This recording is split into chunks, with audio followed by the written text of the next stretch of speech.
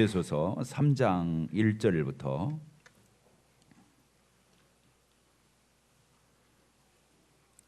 에베소 3장 1절부터 13절까지 제가 읽도록 하겠습니다. 이러므로 그리스도 예수의 일로 너희 이방인을 위하여 갇힌 자 된 나 바울이 말하거니와 너희를 위하여 내게 주신 하나님의 그 은혜의 경륜을 너희가 들었을 터이라.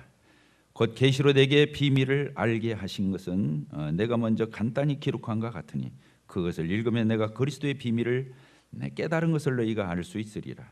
이제 그의 거룩한 사도들과 선지자들에게 성령으로 나타내신 것 같이 다른 세대에서는 하나님의 아들들에게 알리지 아니하셨으니 이는 이방인들이 복음으로 말미암아 그리스도 예수 안에서 함께 상속자가 되고 함께 지체가 되고 함께 약속에 참여하는 자가 됨이라. 이 복음을 위하여 그의 능력이 역사하시는 대로 내게 주신 하나님의 은혜의 선물을 따라 내가 일꾼이 되었노라.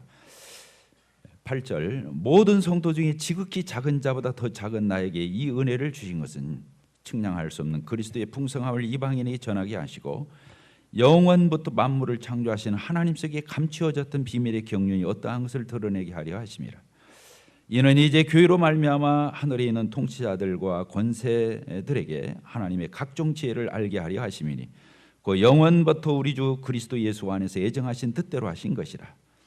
우리가 그 안에서 그를 믿음으로 말미암아 담대함과 확신을 가지고 하나님께 나아감을 얻느니라. 그러므로 너희에게 구하노니 너희를 위한 나의 여러 환난에 대하여 낙심하지 말라. 이는 너희의 영광이니라. 1절에서 13절까지 강해를 이렇게 하도록 하겠습니다. 에베소서를 계속 이렇게 강해하고 있습니다. 이 에베소서는 정말 성경 66권 중에서 가장 천상적인 이런 신령한 하나님의 성경의 말씀이다. 이렇게 모든 교사들이 학자들이 이구동성으로 이렇게 말을 하고 있습니다. 이 바울 사도가 특별히 이 에베소서를 또 다른 말로 표현할 때 교의서신이다 이렇게 말을 하고 있는데 참 놀라운 것을 알 수 있다. 3장 1절에 이렇게 보게 되면 이 바울 사도가 이 탁월한 이 성경에서 압도적인 이러한 참 성경인 에베소서를 기록한 곳이 어디였는가가 3장 1절에 써 있습니다. 이러므로 그리스도 예수의 일로 너희 이방인을 위하여 갇힌 자 된 나 바울이 말하거니와 이렇게 되어 있습니다. 여기 보니까 바울 사도가 지금 어디에 있는 걸 알 수 있냐면 여기 성경에 쓰여 있는 대로 갇힌 자 된 나 바울이 말하거니와 갇힌 자 되었다. 감옥에서 이 편지를 썼다는 걸 알 수 있어요. 이 에베소서 1장에서 6장까지 이 내용이 어디서 나왔냐면 로마 감옥. 그 습기 차고 수갑에 차여서 착고에 차여가지고 자유롭지 못하고 기가 막힌 그런 상황에서 이 바울 사도는 성령의 감동을 받아서 이 에베소서를 기록했다고 하는 거 우리는 이게 생각해 볼 점이 있습니다. 생각해 볼 점. 몇 가지 점에서 생각해 볼 수 있어요.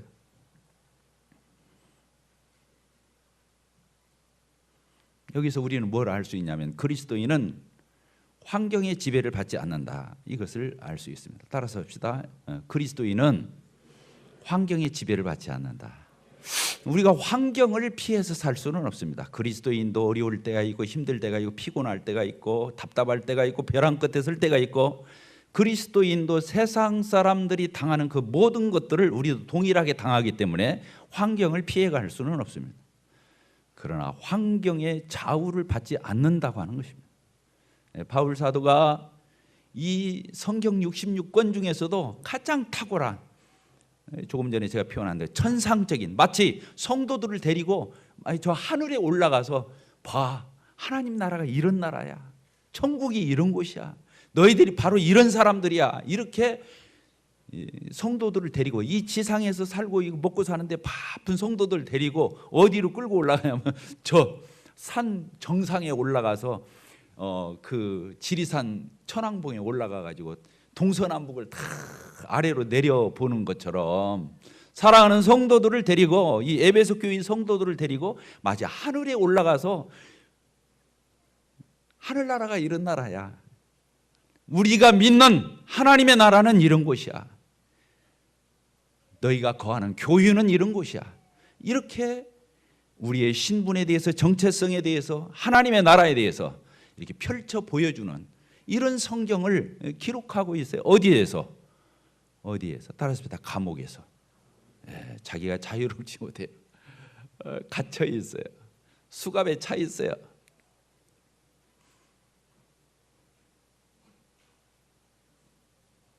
그런 환경에서 이 에베소서, 오늘도 지금 기록되어 있는 내용들을 보게 되면 얼마나 놀라운지 몰라요. 바울 사도가 이런 표현을 2절부터 쭉 보게 되면 너희를 위하여 내게 주신 하나님의 그 은혜의 경륜을 너희가 들었을 거야. 내가 하나님의 그 은혜의, 하나님의 그 경영, 영적 경영, 하나님의 나라의 경영에 대해서 내가 그걸 알고 있다. 3절, 곧 계시로 내게 이런 하나님의 경륜을 알게 하신 것은, 내가 먼저 간단히 너희에게 기록했지만 너희들이 기록한 이 성경을 읽으면 내가 예수님에 대한 비밀을 깨달은 것을 너희가 알 수 있을 것이다. 이렇게 말하고 있습니다.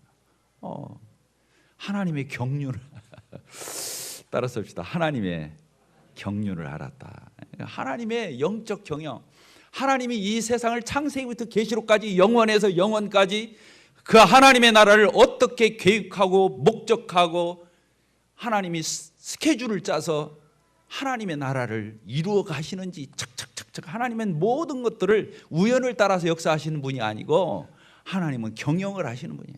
스케줄을 가지고 있어요. 영적 스케줄을 가지고 있어요. 그것을 바울 사도가 알았다는 거예요. 하나님의 속마음을 알아차렸다는 거예요. 그래서 복음에 대해서, 따라합시다. 복음에 대해서, 예수 그리스도에 대해서, 그리고 교회에 대해서 이 하나님의 경륜을 자기가 알게 되었다는 거예요. 하나님이 자기에게 그걸 알려줬다는 거예요. 막 흥분이 되어 있는 거예요. 자기가 비록 로마 감옥에 갇혀서 자유도 잃고 환경도 어렵고 기가 막힌 상황에 있지만 바울 사도는 저 하늘 꼭대기에 올라가 있는 거예요. 마음이. 이게 에베소서예요. 이게 에베소서예요. 에베소서를 우리가 글자 한 글자 한 글자에서 공부해서 뭐 얻을 거예요? 그렇잖아요. 우리 형제자매들 힘들죠? 힘들죠? 힘 하나도 안 드는, 갑자기 다 힘이 안 들어지게 됐는가 봐요. 밤늦게까지 아이들 데리고 수업시키고 공부시키고 죽겠죠. 매일 저녁마다 공장에 나가서 일하잖아요. 회사 가서 또 매여서 일하잖아요. 뭐 알바일이라도 가서 정신없이 이러잖아요. 정신 혼을 빼고 나가서 그 삶의 환경 속에서 우리가 살아가고 있지 않아요? 그런데 그리스도인은요, 그런 환경 속에서 살아요. 저도 죽을 뻔 알았어요. 한 달 이상을 우리 모친님하고 같이 있는데, 지금도 저기 효사랑병원에 계신데 제가 이틀 빠졌어요. 남은 성도 집회 가면서 하루 빠지고, 또 그저께 제가 교회에 여러 일들이 있어서 하루 빠졌어요. 계속 모친님하고 씨름하고 그런 일 처리하고 같이 죽겠다는데 아무 손 하나 까딱할 수도 없는 이런 환경, 같이 이렇게 붙들고 그랬죠. 또 집에서 막 애기들이 많으니까 우리 애기 손자도 5명이에요. 누가 아프다면 좋은 아이 가자. 차 대절하고 애기 안고 가방 들어주고 가서 따라댕겨 졸졸. 죽겠어요. 교일도 막 여기서 번쩍 저기서 번쩍. 저도 죽겠어요. 그런데 안 죽겠어. 그런데 그런 환경 속에서도 하나님은 스리를 주시고, 내가 누구인가 다시 고개를 쳐서 하늘을 바라보는 거예요. 오늘 에베소서를 통해서 우리가 하나님의 다시 한번 고개를 들어서 저 산을 바라보고 하늘을 바라보고 저 천상의 세계를 바라보고 하나님을 목도하는 이런 시간이 됐으면 좋겠어요. 그래서 우리가 설교 듣고 교회 와서 예배드리는, 예배가 뭐예요? 하나님을 향해서 하나님 배웠고 문 안 드리고 하나님 배하라는 거 아니에요? 이런 거에 뭐 다른 거 뭐겠어요? 예배가 뭐 찬송 선택하고 뭐 이렇게 예배입니까? 그거 아니, 하나님 배우는 거거든요. 하나님 높여드리는 거예요. 하나님 박수 쳐드리는 거예요. 하나님 놀랍다고 우리가 감탄하는 거예요. 이게 이제 우리의 신앙생활이라고 하는 거예요. 이 에베소서가 그걸 가르쳐주고 있어요.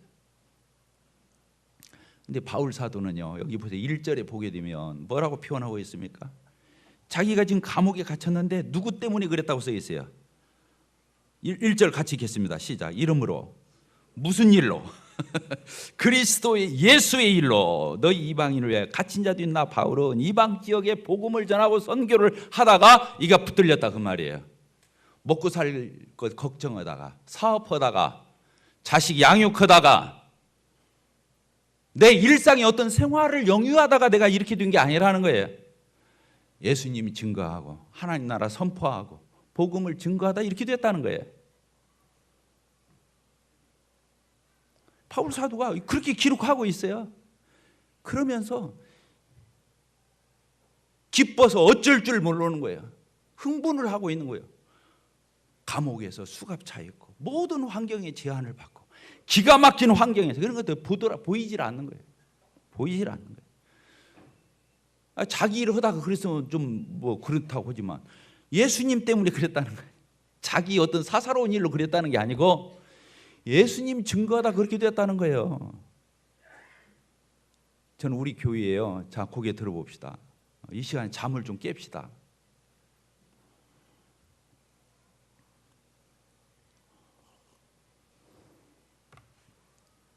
저는 성도들이 우리가 서로 그런 간증 들으면 좋겠어요. 교회 와서 자식 키우는데 막 이만저만 해가지고 정말로 힘들더라, 어렵더라, 뭐 별의별 일이 다 있더라 이런 얘기 말고, 회사 가서 이렇게 이러다 보니까 멋이 어떻고 막 직원들하고 막 충돌이 있고 갈등이 있고 막 상사한테 찍히고 멋이 어쩌고 막 날새가면서 야근하고 이런 얘기 하지 말고,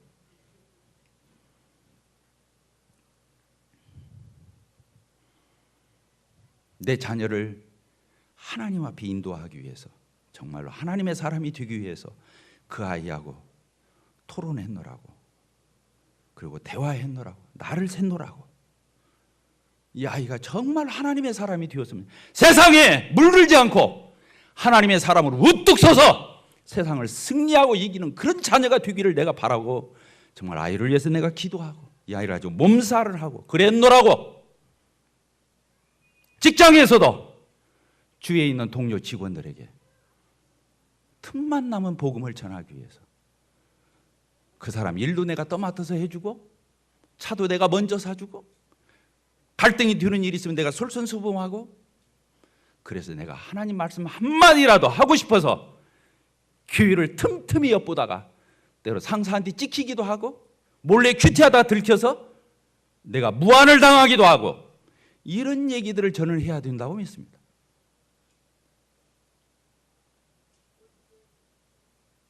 그게 그리스도인인 것입니다. 저는 그리스도인이 세상을 피해서 살 수 있다고 보지 않습니다. 저도 21년 동안 직장을 다녔습니다.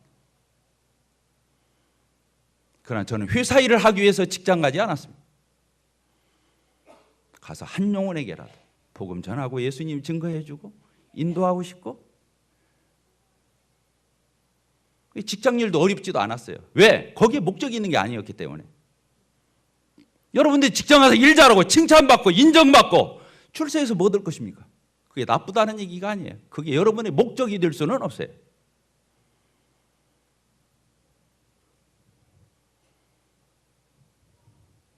우리는 세상 사람들하고 똑같이 두 나라의 삶을 살고, 이 세상에서 우리도 거하고 있고 살고 있습니다. 그러나 이 세상에 사는 수준에만 머물다면 예수님의 보혈이 아깝습니다.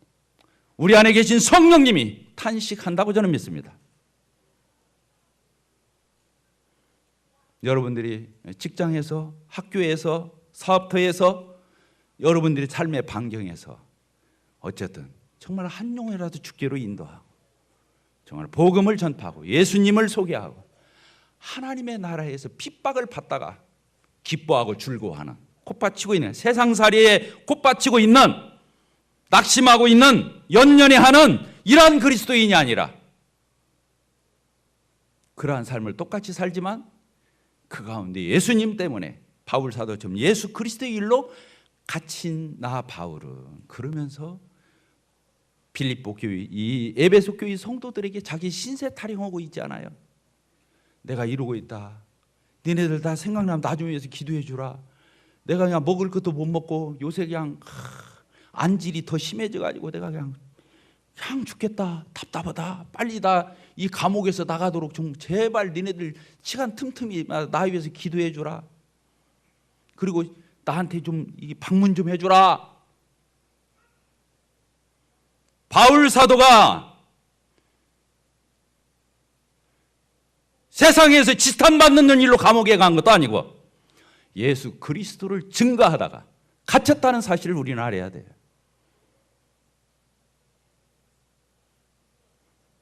감옥에 갇힌 것이 자랑거리가 될 수는 없어요.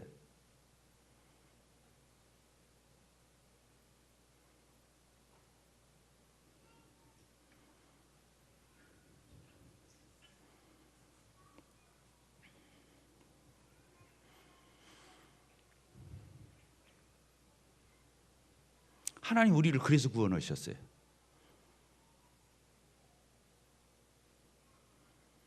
나 여러분들에게 호통치는 게 아니에요. 여러분들에게 큰 소리 치는 게 아니에요. 우리 스스로가 그것은 사사롭고 육신적이고 그 알랑거리는 자아의 도취에 빠져서 연연해하면서 그런 앓는 소리 하는 것은 교의가 아니에요.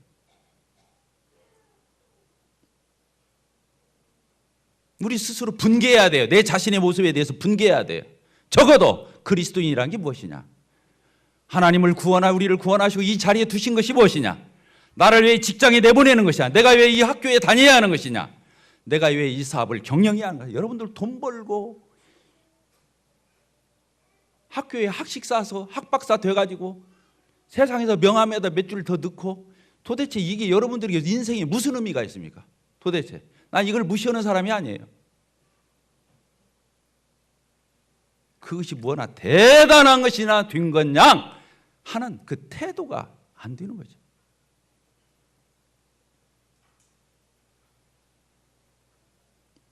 나는 저를 비롯해서 우리 그리스도인들이 바울 사도의 이런 에베소서를 읽으면서 감옥에 있지만 봐라, 복음이 얼마나 영광스럽냐.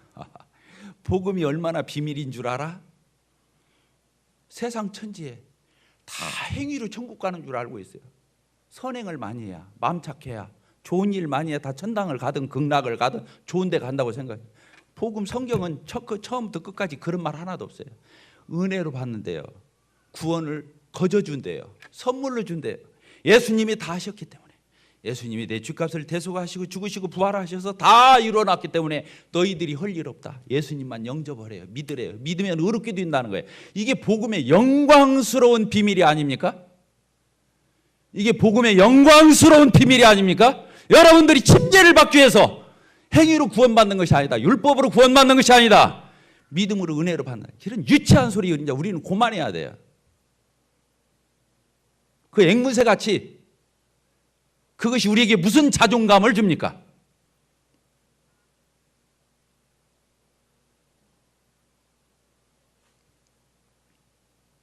놀라운 일이잖아요.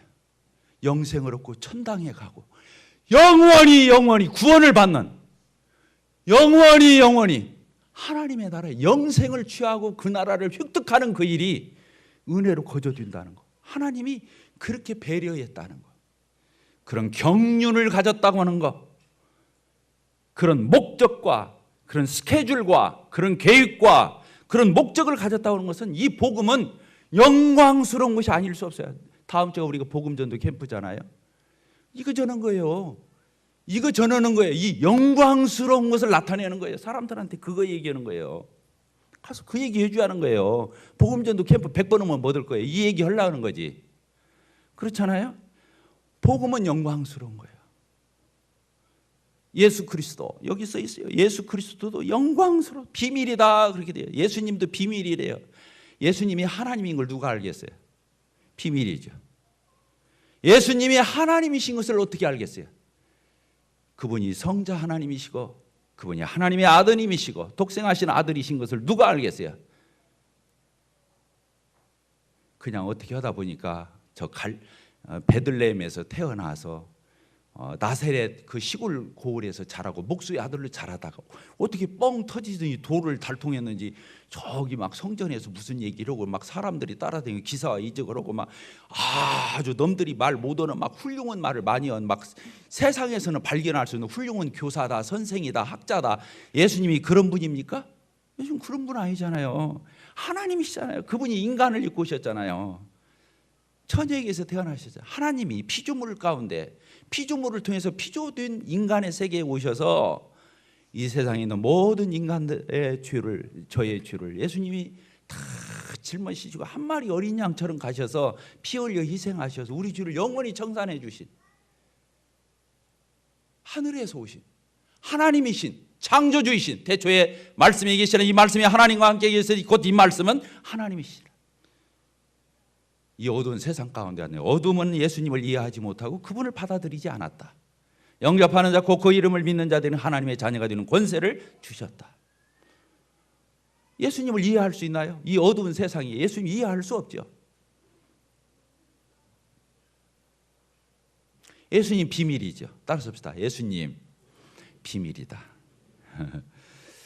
한 인간으로 알죠. 도덕 군자로 알죠. 훌륭한 성현으로 알죠. 우리 도덕 선생으로 알죠. 예수님 그렇게 하는 거죠. 예수님에게 담겨진 비밀, 그걸 모르는 거죠. 예수님이 창조주라는 사실을 모르는 거죠. 그래서 십계명 1계명 어기는 거예요. 예수님 안 믿으면 십계명 1계명을 어기는 거예요. 왜? 예수님이 창조주거든요. 그렇잖아요. 예수님이 창조주예요. 요한복음 1장에 보세요.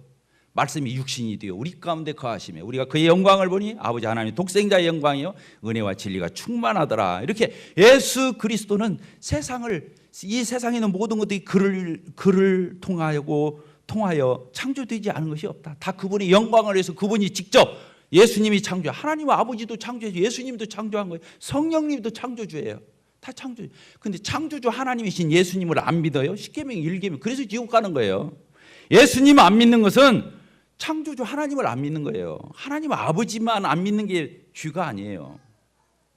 예수님 비밀이셔요. 예수님은 비밀이셔요. 복음도 비밀이에요. 비밀이에요. 이 성경이 그렇게 해요. 세 번째가 뭐냐면 교회가 비밀이라는 거예요. 우리가 비밀이라는 거예요.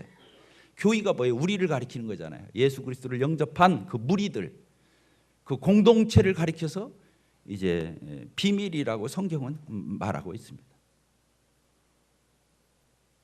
여기 보게 되니까 복음에 대해서 1, 2, 3절에서 쭉 비밀이다는 말을 하고 있다가 4절 그것을 읽으면 내가 그리스도의 비밀을 깨달은 것을 너희가 알 수 있다. 예수님에 대한 비밀을 깨달은 걸 알 것이다. 그러면서 5절부터는 교회에 대한 경륜에 대해서 이렇게 표현하고 있어요. 다른 세대에 대해서는 사람들은 교회를 알지 못했다. 다른 세대, 구약에서는 교회가 없었어요. 알려주지도 않았어요. 예수님 생전에도 교회가 없었어요. 예수님 부활 승천하시고 난 뒤에 오순절날 성령이 오시면서 교회가誕생했거든요. 교회는 놀라운 거예요. 구약에 있는 모든 이스라엘 백성들은 하나님이 예수님의 친구라고 말하고 있어요. 친구처럼. 교회는 친구가 아니에요. 예수 그리스도의 신부예요. 따라서 예수 그리스도의 신부다. 신부의 아내예요. 예수님의 아내가 되는 거예요. 그래서 세례 요한이 말한 거예요. 예수님을 가리켜서 친구라고 표현하면서 기뻐한다 이렇게 표현하고. 우리는 교회는 천상에 있는 거예요. 구약은 지상이에요. 이스라엘 백성들 12지파 가나안 땅에 속한 축복을 이스라엘은 받는, 교회는 그런 데가 아니에요. 교회는 천상의 축복을 받는 곳이에요. 그러니까 에베소서가 처음부터 끝까지 천상을 얘기하는 거예요. 천상. 그래서 우리가 비록 이 땅에 살고 있지만 우리나라 하나님의 나라의 백성이고 우리는 천상의 삶을 사는 거예요. 이 지상에서 누가 그걸 알겠어요? 그리스도인들이 비록 이 땅에서 똑같이 먹고 살고 다 직장 다니고 이렇게 일하고 새끼 낳고 키우고 다 이렇게 하지만 그리스도인이 이 지상에 있는 다른 사람들과 똑같은 삶을 살지만 천상의 삶을 품고 그런 걸 누리면서 바라보면서 그런 걸 영위하면서 그런 걸 목적하면서 가고 있는 그리스도인의 비밀을 누가 알겠냐고요. 사람들이 우리를 보면 뻥해야 돼요. 따라서보다 뻥해야 한다. 저 사람들은 무슨 재미로 사나? 도대체 왜 살아? 무슨 목적이야? 가만히 보면 철딱서니도 없고 막 어떻게 앞뒤도 없고 막 노후대책도 않고 막 재테크도 않고 있고 그래야 한다는 얘기가 아니에요. 여러분들 그거 다 할 줄 알 거예요. 그건 안 가르쳐도 할 줄 알아. 교회는 그런 거 가르치는 데가 아니에요. 여기 보니까 교회에 대한 비밀을 말하고 있어요. 다른 세대는 알지 못했다는 거예요. 이 신약 시대, 복음 시대, 이 성령 시대, 이 교회 시대라는 거예요. 이 시대의 비밀이라는 거예요. 우리가 바로 이 시대에 태어나서 그런 예수님을 믿고 영접해서 지금 교회를 이루어서 우리가 살고 있는데, 교회가 뭐냐? 이런 거라는 거예요. 하나님과 우리의 막힌 담이 허물어지고 유대인과 이방인의 그 막힌 담이 허물어져서 이제 하나님 앞에 이런 놀라운 새로운 인류가 됐다는 거예요. 구약 시대 때는 유대인과 이방인만 있었어요. 하나님을 아는 선민인 이스라엘, 그 위에 이방인, 두 종류로 나뉘었거든요, 민족이. 교회 시대는 그게 아니에요. 교회 시대는 어떻게 나뉘었어요? 유대인은 유대인들이 있어요. 이방인은 이방인들이 있어요. 근데 새로운 인류가 생긴 거예요. 따라서 새로운 인류, 새로운 공동체가 생긴 거예요. 이걸 교회라고 하는 거예요. 유대인도 예수 믿으면 더 이상 유대인이 아니에요. 이방인도 예수를 믿으면 더 이상 이방인이 아니에요. 교회예요. 교회예요.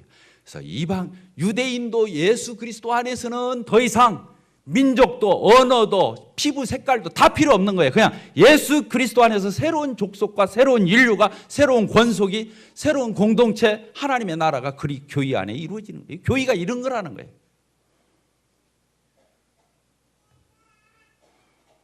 여기 써 있지 않습니까? 6절, 이는 이방인들이 복음으로 말미암아 그리스도 예수 안에서 저 유대인들만 가졌다고 생각했던 그 상속자, 함께 유대인과 이방인이 하나가 되어서, 교회가 되어서 새로운 공동체, 새로운 인류, 새로운 족속이 되어서 함께 상속자가 되고 함께 지체가 되고 함께 약속에 참여하는 자가. 옛날에는 뭐라고 그랬어요? 우리는 상속자가 아니었어요. 버림받은 사생아처럼. 그리고 어떻게 우리가 지체가 될 수 있겠어요? 또 약속에 대해서는 유인이라고 써 있었어요. 아무것도 아닌 자들이었어요. 근데 하나님께서 복음을 통해서 이러한 교회를 이루도록 하나님이 우리를 사랑해 주셨다, 이런 표현을 쓰고 있습니다. 그래서 8절에서도 써 있어요. 모든 성도 중에서 지극히 작은 나보다 더 작은 나에게 이 은혜를 주신 것은 뭐라고 그랬어요? 같이 읽으겠습니다. 시작. 측량할 수 없는 그리스도의 풍성함을 이방인이 전하게 하시고, 뭐라고 해서 여기 또 써 있어요. 영원부터 만물을 창조하신 하나님 속에, 그 하나님 저 가슴 속에 감추어졌던 그 계획, 비밀의 경륜이 어떠한 것을 교회를 통해서 드러냈다. 10절, 이는 이제 교회로 말미암아 하늘에 있는 통치자들, 권세들, 하나님의 각종 지혜를 알게 하려 하시면, 그래서 하늘에 있는 저 천사, 천군 천사들에게, 저 하늘에 있는 정치 조직들에게, 이 땅에 있는 모든 사람들에게 하나님이 어떤 분이신지 이 교회를 통해서, 새로운 인류, 새로운 족속, 새로운 공동체인 교회를 통해서 하나님이 얼마나 무궁무진한 그런 경륜과 계획성을 가지고 있는가를 교회를 통해서 표현하셨다는 거예요. 그러니까 교회는 보통 문제가 아닌 거예요. 따집시다. 교회는 보통 사람이 아니다. 이스라엘은 게임도 안 되는 거예요. 이방인들 다 게임도 안 되는 거예요. 교회는 하나님 앞에서 독보적인, 천상으로 보나 지상으로 보나 만물을 충만케 하시는 충만이 교회 안에 있다고 그러죠. 만물 위에 교회가 있고 교회의 머리로 예수 그리스도가 계신 거예요. 그러니까 교회의 독보적인 위치, 독보적인 경륜, 독보적인 이런 극상에 하나님 앞에서의 이런 놀라운 포지션에 있다고 하는 걸 이거 알고, 그게 바로 교회의 이론이 나를 얘기하는 거예요. 그러니까 너희들은 이 세상 살면서 떨지 마. 따라서 이 세상 살면서 두려워하지 마라. 떨지 마. 기죽지 마. 니네들은 그럴 자들이 아니야. 세상에서 좀 못 배울 수도 있고 못 가질 수도 있고 너희들이 형편없게 보일 수 있어. 그러나 너희들의 진 면목은 그런 자들이 아니야. 너희들은 하나님 앞에 누가 감히 나갈 수 있어? 너희들은 하나님 앞에 나갈 수 있는 자들이야. 하나님이 너희 자녀잖아. 아들이잖아. 하나님 아버지라고 부르잖아. 하나님이 너는 내 자녀야. 너는 내 것이야. 이렇게 부를 수 있잖아. 그러니까 니네들이 세상 안목으로 보면 그럴 수 있어도 하나님 앞에서는, 하나님 말씀 앞에서는 절대로 니네들은 그런 사람들이 아니야. 이 에베소서가 그걸 가르쳐 주는 거라고요. 그래서 여기에 써 있어요. 뭐라고 써 있냐면 12절에 써 있어요. 뭐라고 써 있어요? 우리 같이 시작. 우리가 그 안에서 그를 믿음으로 말미암아 어떻게 절절매고 기죽고 콧받치고 이렇게 사는 게 아니라는 거예요. 우리가 어떻게 산다고요? 담대함과 확신을 가지고 하나님 앞에 당당히 나아갈 수 있는 자가 우리라는 거예요. 하나님 앞에서 우리가 그런 자들이라고 하는 거예요. 놀랍지 않아요?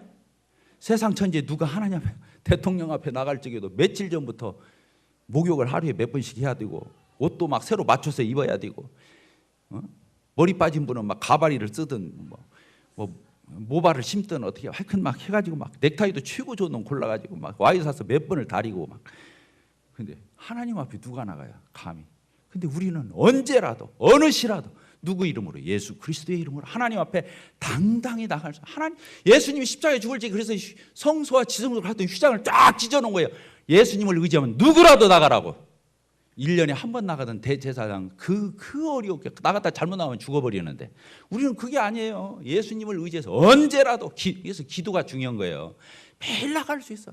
하나님 아버지 예수님 기도 매일 몇시 순간순간 우리는 나갈 수 있어요. 이런 자들이 우리예요. 그 다음 절에 뭐라고 했어요? 우리 그 다음 절 읽고 마치도록 하겠습니다. 그 다음 절 13절 시작. 그러므로 너희에게 구하노니 너희를 위한 나의 여러 환난에 대하여 낙심하지 말라. 이는 너희 영광이니라. 여기 뭐라고 했어요? 그러므로 이게 결론이에요. 이 그러므로라는 접속사는 이 결론이거든. 이 편지에 뭐라고 그랬어요? 너희에게 구하노니 너희에게 내가 부탁한다. 너희를 위한 나의 여러 환난에 대해 바울 사도가 복음 전하다 예수님 일 때문에 저렇게 지금 감옥에 갇혀서 이렇게 있는데 나 때문에 니네들 너무 걱정하지 마. 기죽지 말어. 아이고 하나님 왜 바울 사도를 감옥에다 가둬놨어요? 저 위대한 사도를. 저 바울 사도가 풀려서 막 세계 만방에 막 구석구석 다 복음 전하고 막 이 세상을 헤집고 다녀야 되는데 왜 그분을 갖다가 감옥에 가둬놨어요? 수갑에 차놨어요? 하나님 너무하시네. 축복은 못 얻을망정 어떻게 그러실 수 있어요? 그리고 저 이해가 안 돼요. 하나님 없는 거 아니야? 하나님이 어떻게 좀 고약한 분 아니야? 어떻게 바울 사도 같은 사람을 저렇게 감옥에다 가더라? 이런 생각 하지 말아라 그거예요. 여기 그렇게 써 있는 거예요. 나 때문에 니네들 너무 심란해하지 말고 걱정하지 말고. 여기 그 13절 다시 그러므로 너희에게 구하노니 너희를 위한 나의 여러 환난. 이 나의 여러 환난. 노마 감옥에 갇혀 있고 주님 전하면서 복음 전하면서 당하는 많은 고난과 환난에 대해서 낙심하지 말아라. 이는 뭐라고 그래서 너희들 코파치고 있을 일이다. 눈물을 흘리면서 기도할 일이다. 이렇게 안 하는 거예요. 너희의 뭐라고요? 영광이다. 내가 복음 전하다 감옥에 갇혔잖아. 이건 너희들의 영광이야. 빌립보서 읽고 마치겠습니다. 빌립보서 1장 12절. 형제들아 내가 당한 일이 이거 옥중서신이에요. 지금 옥중에서 지금 당한 일을 얘기하는 거예요. 도리어 감옥에 갇힌 일이 도리어 복음 전파의 진전이 된 줄을 너희가 알기 왜?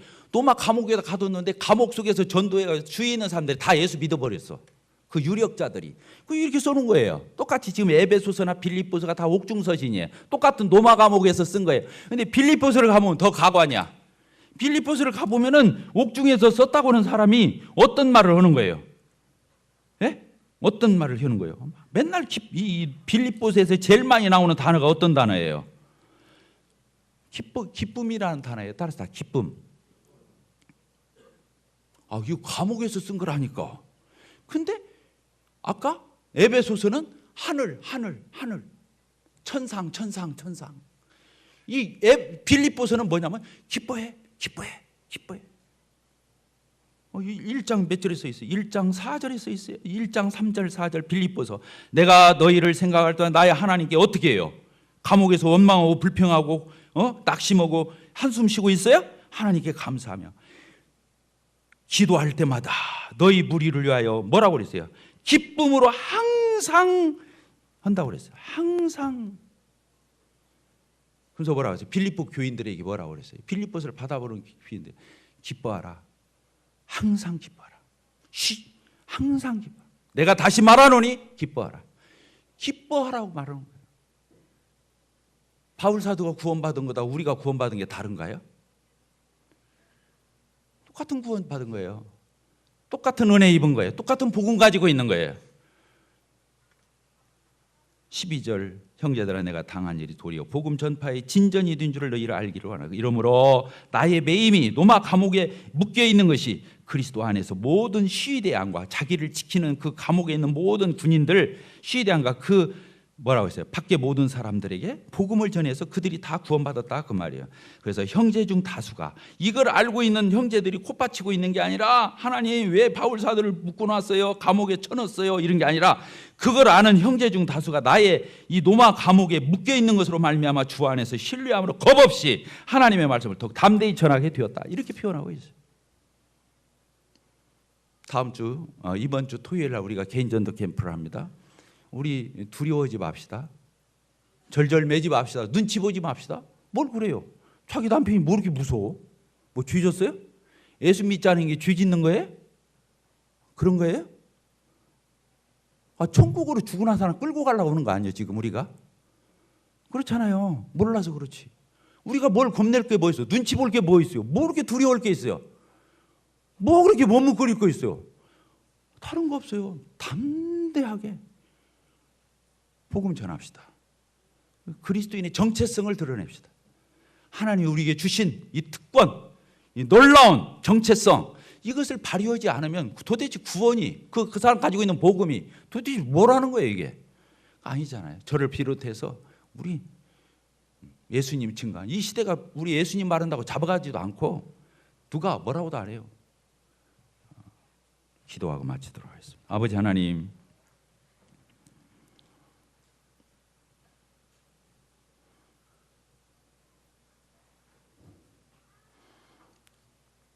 세상 것만 알고 육신의 것만 연연해 하던 저희들에게 하나님의 안중에 있는 하나님의 속마음에 가지고 계신 그 계획에 대해서, 그 하나님의 목적에 대해서, 하나님의 경륜에 대해서, 하나님의 영적 경영에 대해서 저희들에게 드러내어 가르쳐 주셔서 감사합니다. 저희들이 무엇이간데 복음의 비밀을 저희들에게 드러내시고 우리 주 예수 그리스도 안에 감춰져 있는 이 하나님의 영광스러운 비밀을 저희들에게 나타내 주시고, 또 주님의 경륜 가운데서 가장 극상의 이 교회의 일원이, 교회의 지체가 되게 하셔서 비록 이 땅에서 똑같이 먹고 마시고 살지만 저희들은 천상의 세계를 살 수 있는 이런 놀라운 은혜와 축복과 특권을 주신 하나님을 찬송합니다. 아버지 하나님, 저희들이 이러한 은혜와 이러한 사랑과 이런 특권과 이러한 정체성을 가진 저희들이 세상을 향하여, 주위를 향하여 우리 주님과 복음과 하나님의 나라를 증거하는, 담대히 선포하는, 영혼들을 주께로 이끄는 그 일에 강권하는 이런 담대함과 용기와 확신과 믿음을 저희들에게 주십시오. 예수 그리스도의 이름으로 기도하옵나이다. 아멘.